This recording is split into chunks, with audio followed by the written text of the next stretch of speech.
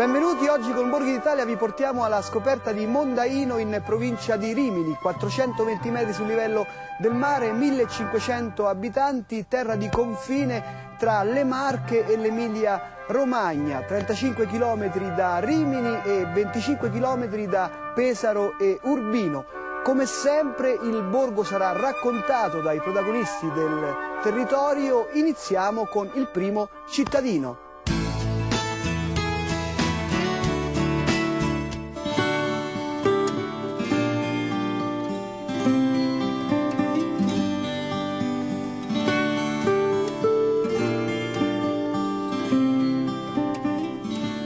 Benvenuti a Mondaino, qui ci troviamo nella Rocca Malatestiana e si può capire benissimo dove si trova Mondaino. Mondaino è su un colle di 400 metri adagiato al confine tra la provincia di Rimini e la provincia di Pesaro. Praticamente è un castello che storicamente difendeva il confine sud della signoria dei Malatesta di Rimini. Quindi un baluardo difensivo di Sigismondo Pandolfo Malatesta che si contendeva con Federico da Montefeltro. Questa caratteristica ne segna un po' lo sviluppo architettonico e strutturale, quindi è un borgo che anticamente era dotato di 13 torrioni, di cui adesso ne rimangono alcuni meno, e quindi si caratterizza come una fortezza.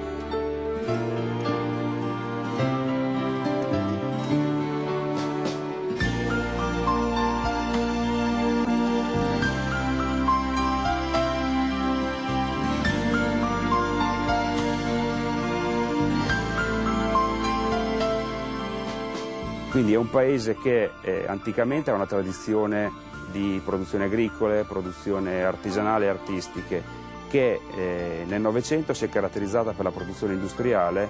Paradossalmente era un comune agreste che si è inventato l'industria prima di altri qui nel Riminese.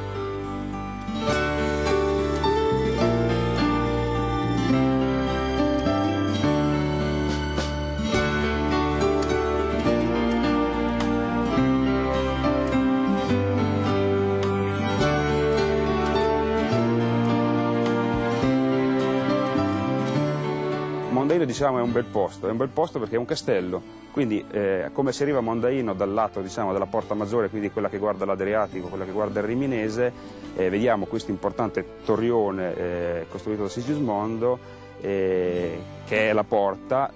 Superata la porta, quindi visto il castello, accediamo alla Piazza Maggiore, che è un po' l'anima e il cuore di Mondaino. Questa piazza è particolare perché praticamente è un anfiteatro naturale che ospita le manifestazioni di Mondaino e che riesce a integrare il castello, che anticamente era appunto di periodo medievale, con poi il borgo, e quindi non abbiamo la divisione classica delle strutture diciamo quattrocentesche col castello separato dal borgo, ma questa piazza circolare che abbraccia il paese diventa praticamente un tutt'uno. Per la sua forma, vista dall'alto, come possiamo osservare qui dal terrazzo della Rocca, ricorda una padella.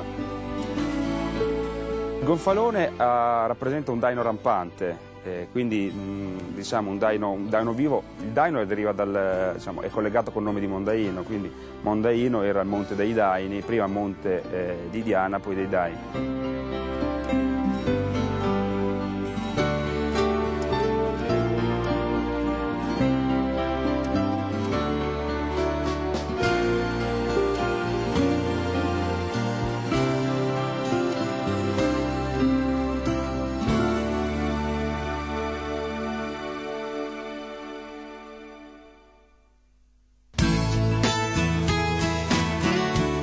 Il parroco di Mondaino ci presenterà la parrocchiale dedicata al santo patrono San Michele Arcangelo.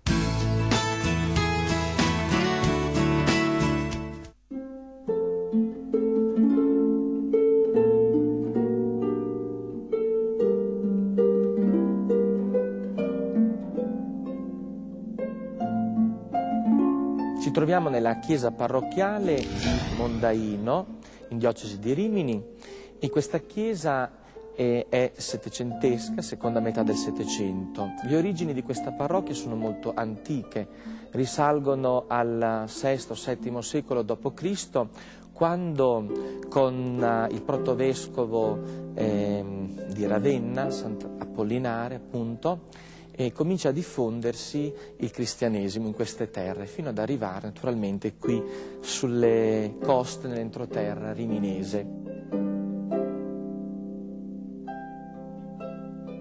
Con lo sviluppo demografico diventa necessario spostare la sede della parrocchia all'interno del castello, all'interno delle mura, e sorge questa chiesa, questo tempio, sulle rovine di una precedente chiesa, esattamente era una pieve, che sorge a sua volta su un antico tempio dedicato a Diana, dea della caccia. Questa chiesa custodisce delle opere d'arte molto importanti del fine 500 e inizi 600 e 700, come potete vedere. Abbiamo un'opera molto importante di Antonio Pomarancio, che si trova entrando all'ingresso sulla destra, questa deposizione di Cristo dalla croce circondato da santi. Quest'opera riprende un po' la scultura marmorea del Michelangelo, la Pietà del Michelangelo in San Pietro in Vaticano.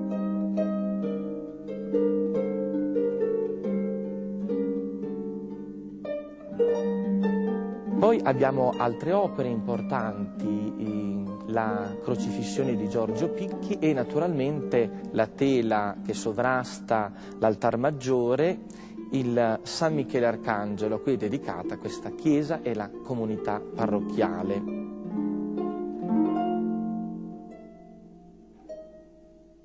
Poi abbiamo un'altra tela importante, la Madonna del Rosario, con i misteri del Rosario, attorniata dalle formelle dei misteri del Rosario. Poi abbiamo la Madonna del Carmine,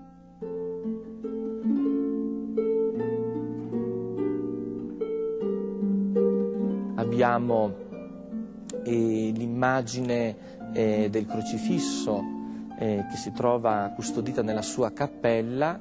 C'è una singolare storia legata a questo crocifisso miracoloso del 1400. In questa chiesa si trova anche una reliquia di San Feliciano martire.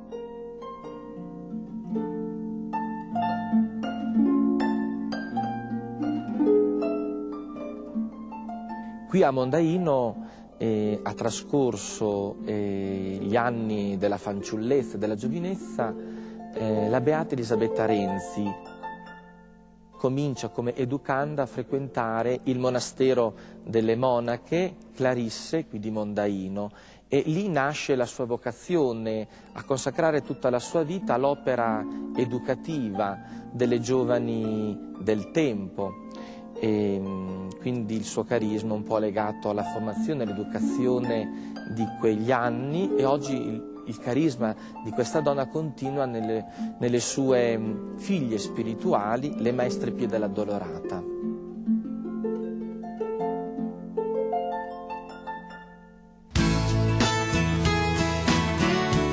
Il borgo di Mondaino è uno scrigno con tante perle, tra cui 2 musei. Siamo giunti al momento della storia.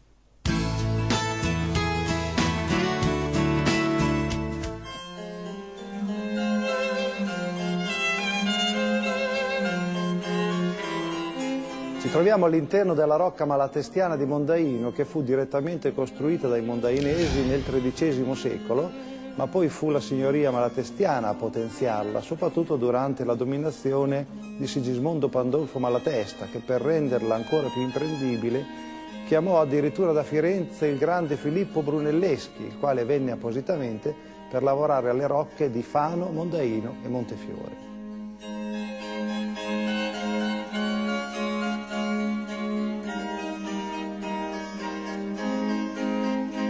All'interno della rocca, dotata di 13 torrioni, è custodito anche questo importantissimo museo paleontologico che conserva i reperti locali miocenici risalenti a 10 milioni di anni fa, con pesci, filliti, denti di squalo, ricci di mare e che costituisce la più ricca collezione miocenica italiana.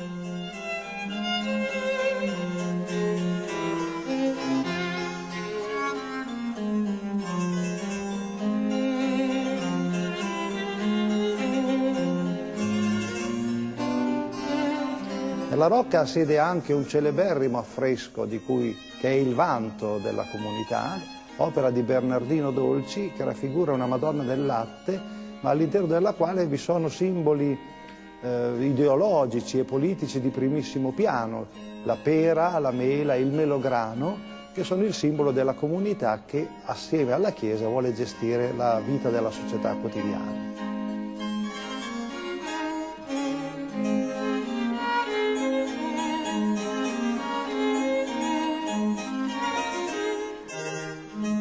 Poi la Rocca è anche celebre per le sue maioliche. Mondaino ha avuto botteghe ceramiche di primissimo piano che attingevano da Faenza, da Deruta, da Pesaro, ma poi sono sopravvissute a queste botteghe, in quanto Mondaino ha prodotto le sue ceramiche fino al XVII secolo ed è stato uno dei vanti e delle ricchezze della comunità, in quanto disponendo di tantissima argilla e di tantissima acqua poteva avere il materiale primario pochissimo costoso per far concorrenza alle grandi botteghe internazionali.